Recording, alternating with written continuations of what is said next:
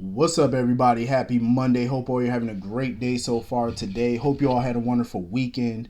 Getting into this episode, GH. Listen, I totally understand where Sonny and Nina are coming from. I get both sides of the coin. Like, as far as Nina is concerned, as his wife, she should be knowing about certain things. As far as danger is concerned, like if Sonny feels like, oh, I'm about to be at war, or I'm about to, I got these people after me, or whatever, he has a certain responsibility to disclose that information not only to his wife but the rest of the family. So that way, as family members to a mobster, you're always going to be on guard. You know what I'm saying? Like, you're always going to have your guard up and stuff like that. But if Nina and the rest of them know that, okay, there could be some danger lurking, that way their guard is up even more. They're even more on alert, than normal. You know what I'm saying? So I do feel like he has a right to tell them that. He has an obligation to tell them that, especially her being his wife. You know what I'm saying? But I do agree with Sonny as far as like his illegal stuff. Like, oh, I got a shipment coming in. Oh, I'm about to kill this person, or I'm about to put a hit on this person, or I'm about to do this. That. No, he ain't got to tell her nothing like that. Hell no, of course not. As far as his business activities go, no, you do not have to tell your wife that. No mobster tell their wife about their business transactions and stuff like that. Of course not. Hell no. I mean, hell, you got drug dealers out here that don't be telling they girl or they baby mom or they wife or whoever about their dealings. Like, of course not. It's complete deniability. You know what I'm saying? So that way, your family got complete deniability. So I do agree with Sonny on that. Like, naturally, you ain't got to worry about the feds and nobody sniffing around trying to squeeze your wife or your kid or whatever for information that they may have. I get that part. But if somebody's after you, though, you can't tell them that. At the very least, you ain't got to go into detail about it or nothing, but just tell them to be on high alert. That's it. That's nothing more, nothing less. I just feel like Nina and Sonny might not be long for this world as far as that marriage is concerned. I mean, I don't see it. I don't know. And the thing is, the reason I say that is because they started their marriage out with some lies, some untruths and stuff like that. And we all know how Sonny is about folk lying to him, especially when it come down to family. And he still considers Carly family. They always gonna be ride or die. So if the truth about Nina's shenanigans come out from somebody else, it ain't gonna look good on her. Like, she should have been just told him the damn truth. So I'm just not sure if Sonny's gonna eventually forgive her for this or he gonna be done. I mean, who knows? But anyway, moving on from that.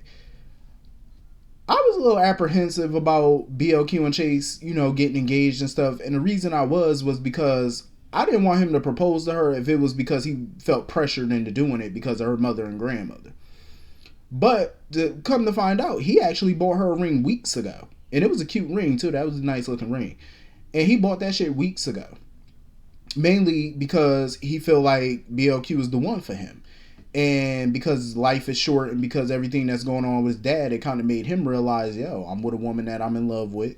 And time is of the essence. Like, we don't have forever. You know what I'm saying? As much as we think we do, it's time to make moves. You know what I'm saying? Like, if we're going to be living together and being together, we might as well seal the deal and get married. I felt that. I feel him on that. I do agree. Y'all already living together, so the next plausible step is marriage. I just didn't want him to propose to her if he wasn't really ready. And I'm glad BLQ questioned if that's why he was doing it, because I think that was a valid question to ask. You know what I'm saying? You don't want to marry somebody who's really not ready to get married, because that's going to doom the shit out of the relationship. So I'm glad that he broke it down to her and let her know, like, listen, I ain't doing this because of nobody else. This is something I wanted to do. So I'm glad that we, nipped that in the bud and we cleared that up. Because they do look cute together. They just need to get through, get past all that high school shit that they be doing. Because they relationship is like straight out of a High School Musical. But I'm happy for them. I said, go ahead. Y'all about to get married. Y'all about to be Mr. and Mrs. Chase. I said, go ahead. I don't see BLQ changing her last name, but I guess. But they look cute together. I said, go ahead. Y'all about to be married, folk. I'm happy for them because they do look good together, though. So anyway, moving on from that. I love how Lois was giving Ned some clarity because you know what? Normally I rock with Ned and normally I'm on his side. But when it come down to this whole Michael closing the deal at ELQ, I couldn't be on their side on this one. I couldn't be because I just go with common sense. And my thing is, dude, you were fucking Eddie Main. You were playing around on a guitar on your little Hulk Hogan shit. You was on that, you know what I'm saying? Sir, you did not care about business. You cared about the music. You ain't give a fuck about no ELQ. So there was nobody else to step in and take up the mantle. You know what I'm saying? There was nobody else to handle business. Michael jumped in to handle business. I don't believe he did it with ill intent to take over the company, because if that was the case, he could have just did it. He could have had a whole stockholders meeting, the whole nine, to vote your ass out while you were incapacitated. He could have did that. He never once did that. You know what I'm saying? So I don't think he had any ill will when he jumped in to close that deal. Something had to be done.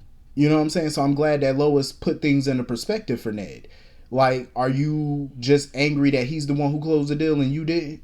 Like, I agree. Because Drew did bring that up before or whatever, but the way Drew did it made him sound like an ass, which he is. So Ned, I agree with Lois. At the end of the day, he need to stop this foolishness. Because I do agree with her. I feel like Edward is probably somewhere smiling about it, because we know how Edward was. Edward is just like Victor Newman and a lot of other these soap dads and stuff, these patriarchs. They play their kids and grandkids and stuff against each other. That's exactly what they do. They get some type of enjoyment out the shit. Because if you watch Y&R, you know how Victor do.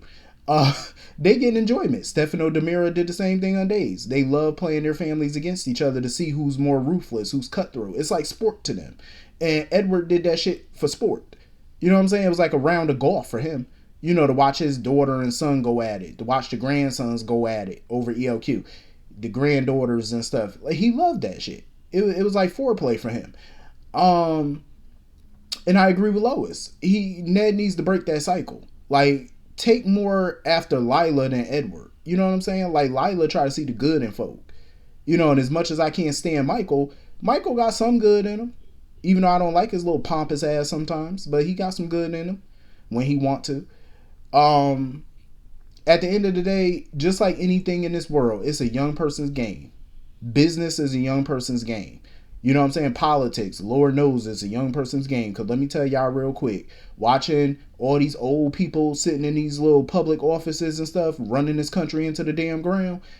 And usually I don't get into politics, but that's just what I've been seeing. Just old folk running the country into the ground, don't know what the hell they doing no more. It's just like, listen, y'all got to realize a lot of these stuff, like music, the music industry, all that stuff is a young person's game. Okay, you can't be in these industries forever. You can't. I'm not saying we throw old people away. I ain't saying that. Not at all. I'm not, and I feel like that's what Ned feels like. I think that's why he's fighting so hard, because I feel like he probably feel, Michael trying to put him out the pasture. And I get it. You know what I'm saying? You don't want to be put out like some dirty old sock. I understand that. But let that be known. You know what I'm saying? Instead of acting an ass. Even running ELQ. I feel like running that company is a young person's game. It's a young person's game because you got to be very forward thinking. Like, I watch wrestling. You know what I'm saying? So looking at WWE and stuff, watching that, it's a young person's game. I was always wondering when Vince McMahon old ass was going to step aside, because the way he was running that company, no. I mean, that doesn't negate all the contributions he's made to the industry. You know what I'm saying? And that's what Ned needs to understand too. Ned has made significant contributions to ELQ throughout the years. You know what I'm saying? He's always come back to save ELQ when it was in trouble. He always did what was right by the company. I agree with Lois. I feel like he needs to go to Michael, thank him. And I feel like he needs to find a way to coexist with Michael. Find a way to work with him. You know what I'm saying? That's exactly what he needs to do. I feel like, even, and the funny thing is, Ned even said it. Even though Ned criticized Michael, even in his criticism, he said Michael did a good job running the company. So if he did a good job, what's the problem? You know what I'm saying? Go talk with him. Why don't y'all find a way to run the company together side by side? Ned could be more of an advisor to Michael. You know what I'm saying? Let Michael, I feel like, is forward thinking. Because even Valentine, when Valentine took over the company, even he said Michael did a good job with ELQ. Even he said it. And I feel like Michael has done a good job with ELQ. Hell, even Tracy felt like Michael did a good job with ELQ. And Lord knows it kills Tracy to say anything nice about people. But even she had no objections with how Michael ran the company. So what's the problem? Ned, I feel like, needs to just go talk to him. And don't get me wrong, I know Ned spoke with him and Drew before about all three of them running the company together and they shut him down. But I think he should talk to Michael one-on-one without Drew. X Drew ass out the picture. Drew don't matter. You know what I'm saying? Go talk to Michael and y'all come to a consensus and y'all work this thing out. Because I do feel like they're better together than apart. All this back and forth, I understand where Ned is coming from. That's what the Quartermains do. They've been doing it for generations. They've been doing it for decades. I get it. But at some point, you got to reflect on that shit and get tired of it. Because y'all keep doing the same thing expecting different results. And you're not going to get different results. You're going to get the same shit, just a new generation. That's all you're going to get. You know, so I feel like Ned needs to just listen to Lois and go ahead and talk to Michael. And y'all work together on this. Moving on from that. Drew. Ugh. Drew pissed me off. Like, I can't stand looking at his face. Like, he just annoys the holy grail out of me. Like, my God, this man. Now he's sitting there talking about since Michael can't go to Australia because he don't feel like leaving Willow so soon, Drew's gonna go. Oh, I don't want to send Ned. Excuse me? Last time I checked, Drew is not a corporate officer of EOQ. So who the hell are you to say I don't want to send Ned or Ned shouldn't go? Because he's going to stab me in the back again. How is he stabbing you in the back, Drew? You're not a corporate officer of the damn company. You work at Aurora. You are president of Aurora, sir. Aurora has nothing to do with EOQ. Who are you to go? And last time I checked, Ned is back and Ned is the chairman of the board. The only reason I was cool with Michael going to Australia, mind you, Michael's not even a corporate officer of EOQ anymore either. The only reason I had no problem with Michael going is because Michael's the one who finalized the deal. He's the one who handled it. So naturally, he should go and finish it. But if he can't go, the next best person should be Ned. Ned is still chairman of the board. He should go. They should fill him in on what the deal is, what's going on, what's the price points, like what's going on. So that way he can go and close that deal. Who the hell does Drew think he is? This is why he annoys me so freaking much. Like, he's such an entitled ass. And he's pompous. He's such a pompous, entitled smart ass. And I hope Ned smacks him down. You know, and I really wish Michael would think about this and choose not to work with Drew on ELQ and just work with Ned on this thing. Because I feel like Drew's the damn hothead. Think he know everything. Like, who the hell are you to think you know more than the person who's been at ELQ all of their life? Like, sir, yeah, he's been there on and off, but he knows more about ELQ than Drew. Drew is not that good of a businessman like he likes to think he is. Like, you're not. So anyway, I'm glad, you know, Carly and Joss were able to catch up and stuff and go over things. Cause I guess Bobby got to stay in Amsterdam for a while because Tracy over there pissing her off. Tracy on her way back anyway, but she over there pissing her off. You know, getting on her nerves and stuff because it's taking a lot longer than they thought to handle Luke business and whatnot. If I was Jocelyn, honestly, I wouldn't worry about that Adam boy. I would stay away from the kid because he seemed like he trouble. You know what I'm saying? I would not go near that child. I'm just saying, let him and his parents figure out their issues because I would stay away from that mess. So anyway, moving on from that. I'm so glad that Blaze and Christina got a chance to sit down, have some champagne, and talk and get to know each other better. I thoroughly enjoyed their conversation because they really like went deep with each other, you know, about their past and stuff. And we found out what Blaze's real name is. Her name Allison. I said, okay, Allison Rogers Ramirez. I said, go ahead. Okay, Allison.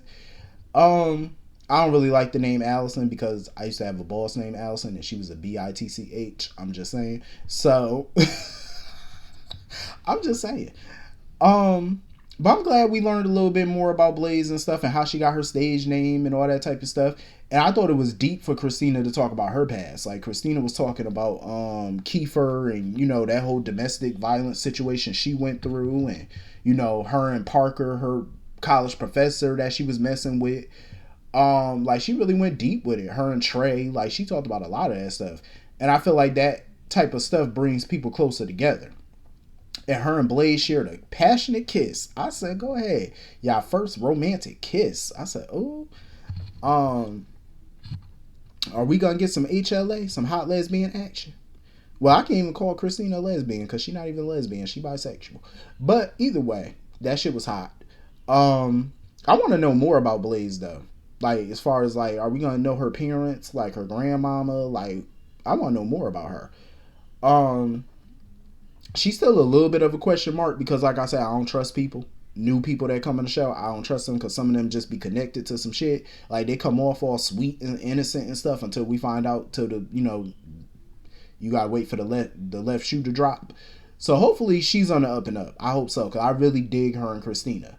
And I was actually happy for Christina when she was talking about her apartment and finally, being independent and paying her own rent instead of being in Sonny and Alexis's pocket. I said, I know that shit right. It's a different feeling when you get shit on your own. You know what I'm saying? Like you start do shit on your own, like get your own place. You paying your own rent from your own paychecks and stuff. It ain't coming from your daddy. It ain't coming from your mama.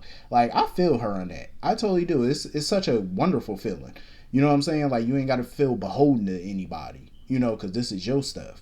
That you pay for. I know that's right. So anyway, moving on from that.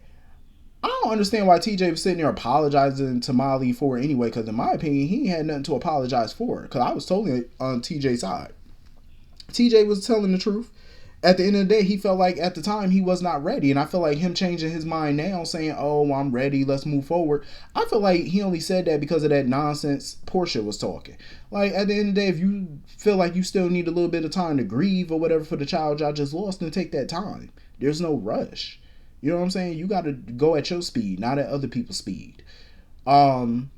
I was surprised that he kind of jumped on the whole Christina thing. Like, he was, like, cool with it. With Christina being the surrogate and whatnot. I was like, damn, that was quick. Christina being their surrogate, I had my reservations about it at first, but I'm here for it because we already know that shit gonna be some drama. Okay? That is gonna be a mess. I'm really hoping that they show it. Like, we actually get to see the process of it because with that last surrogate, Andrea, we didn't really see a lot of the process of it. You know what I'm saying? So this time I'm hoping that we actually see it, But I got a feeling it's going to be a hot mess. It's going to be some tension. It's going to be some drama. And I am so here for it. So anyway, that was pretty much the whole episode. I hope you all have a great, great night. Hit the comment section. Let me know what you all thought. And I will see you all later. Have a great night. Peace.